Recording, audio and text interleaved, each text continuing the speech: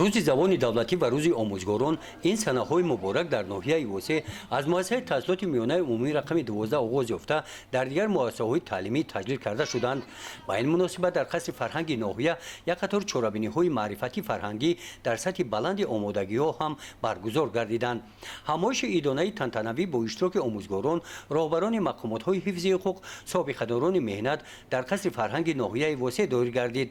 дар чунин муҳити идона раиси ноҳия дар симои иштирокчиён ба ин муносибат сокинони ноҳияро табрик намуда дар баромадашон қайд намуданд ки дар ноҳияи восеъ дар 73 муассисаи таълимӣ қариб 60 000 толибилмон ба таҳсил фаро гирифта шуда барои таълиму тарбияи онҳо зиёда аз 3 000 омӯзгорон ба кор ҷалб гардиданд.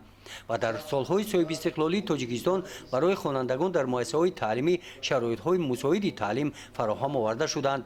таъкид гардид ки ҷавобан ба ғамхориҳои ҳукумати кишвар дар самти баланд бардоштани музди меҳнати омӯзгорон масъулияти онҳоро дар самти таълиму тарбияи насли наврас боз ҳам баланд мегардонад. ҳамчунин қайд намуданд ки забони модарии мо, забони ширину шево ва шоиронаи тоҷикӣ ки донишу маърифати дар тӯли ҳазорсолаҳо андӯхтаи мардумро дар худ нигоҳ доштааст, гӯётарин далели ҳастӣ ва мақоми ҳаётбахши он дар сарнавишти таърихии миллати мо ба ҳисоб меравад.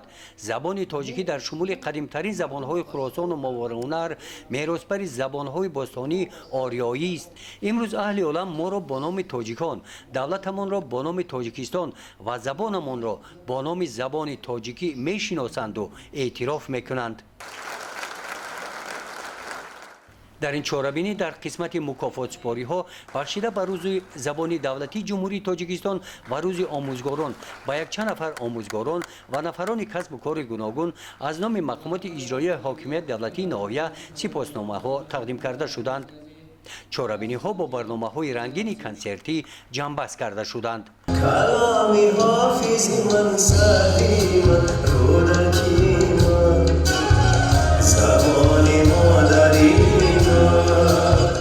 гузориши хоҷа Назриф, Худойназар Зуҳуров аз ноҳияи восеъ барои барномаи иттилоотии Навид.